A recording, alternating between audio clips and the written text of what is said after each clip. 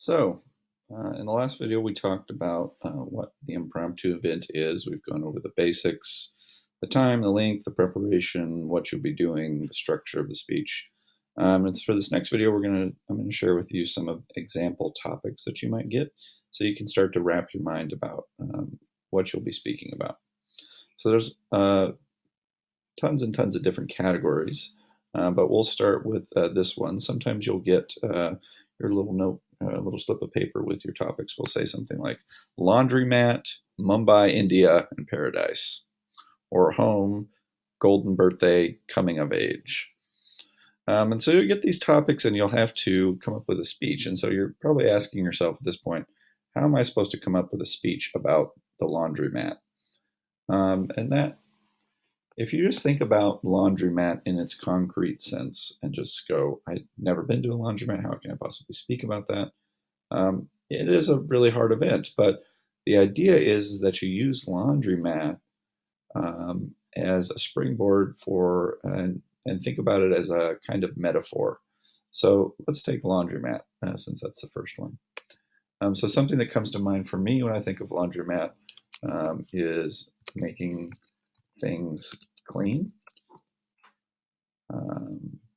or it could be removing stains, could be trying something out that was wet. And so any of these could be a metaphor for a larger topic. So maybe I could make a speech about people who turned over a new leaf and cleaned up their lives.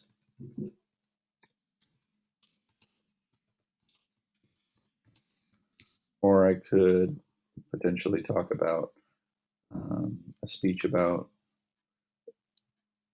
people who found problems with something and fixed it.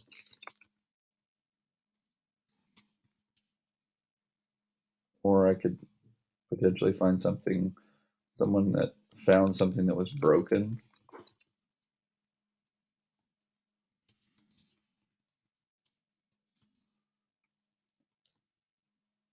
and cleaned it. So these are all potential ways to interpret this first one here, the laundromat. And there's lots of different ways to interpret these. You can go a less more metaphorical way of interpreting if you want, but this is the best way to do it, because otherwise you're going to trap yourself in anything that's laundromat related. You have to take the word, the quotation, whatever it is, and expand it and make it a metaphor. Okay, so let's look at the next one here. Next one are people, characters. Okay, so we'll take the first three here: Abraham Lincoln, Bugs Bunny, and the doctor. Same thing applies here. It's maybe take Abraham Lincoln since he's first. Okay, let's pull that. Oops, right there. So if we think about Abraham Lincoln, a couple things come to mind.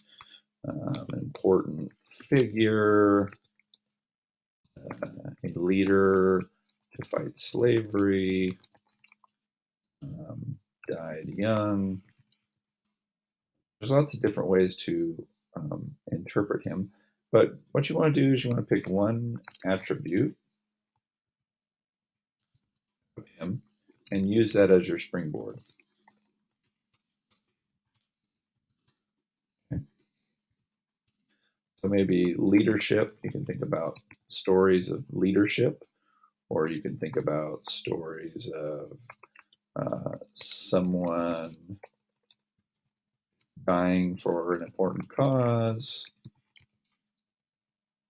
like Abraham Lincoln. Anything along those lines will work here. And so again, you're taking something specific and you're broadening and expanding it. All right, so next we have objects, animals, words. So same deal here. We'll take these top three. Let's take cell phone, for example. Okay. So what does a cell phone represent? A cell phone represents communication, access to the world through the internet. Okay. What else? It represents freedom, because with a cell phone, you're free to travel places. You have your maps. You have access to the world, which enables you to have more freedom. These are all different ways for you to be autonomous. Maybe that's another one, autonomous. Having control over your own life. Okay. And so you can give a speech about any one of these areas. You can give a speech about things. You could talk about inventions that enable the communication and the way people communicate with each other. Obviously, the easiest one to do here would be freedom. You can talk about different things in history or different things in movies that enabled people to be free. You can talk about Harry Potter's wand. You can talk about, broomstick in Harry Potter. You could talk about Neo getting out of the Matrix. You can talk about anything. But just like we used before, you're going to take this one idea and you're going to expand it to be something more broad. All right, now, here's the final category that we'll cover today. And this is the most challenging because all the ones that we've done previously, we can kind of take a broad thing or take a specific event, place, person, thing, and expand it out. Whereas quotations, I should say quotations. A quote is when quote's a verb, quotation is a noun. I learned that from Brandy Lawless, one of my first speech and debate coaches. Quotations seem or appear to have an interpretation that sticks with them, meaning that you can't just say the nation runs on Duncan means freedom. I mean, you can, but it requires a little bit of explanation. So in other words, some of these quotations have a meaning already in them that you have to try and resolve. And it has to make sense to the audience. Otherwise, they'll just think you're just making something up and you're not really using your quotation. So let's use these bottom three this time. Let's use this one in the middle. The truth is rarely pure and simple.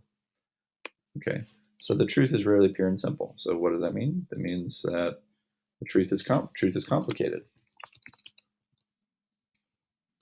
Or people who have simple answers are usually wrong. Or focus on that purity idea. And you can say truth has error or badness inside of it. So there's lots of different ways, but with the quotation, you have to stick a little bit closer to the meaning. You can't just abstract it or make it into this broad, big metaphor. You have to stay a little bit closer. Otherwise, your judge in your round will say, well, they aren't really using their quotation. They're just kind of making up a speech that they already had in mind to say. And so that's why it's important to really take a minute to sit and think about what the quotation means that you're being given. Okay, so this was the second video in our Impromptu series. Again, there's a quiz below in the description that you can take to make sure you understood what we talked about. And beyond that, just continue to watch the videos, and we'll see you in the next one.